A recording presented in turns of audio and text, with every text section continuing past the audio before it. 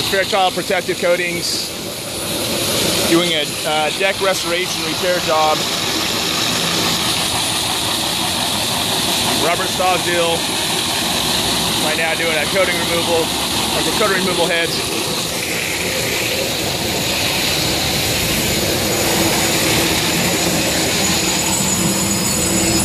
Spalled out areas from the heavy, just moisture getting to the slab and then spalling it out, freeze and thaw.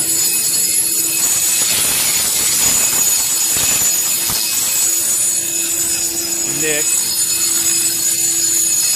the hand grinder for it, with the coating removal heads on the hand grinders.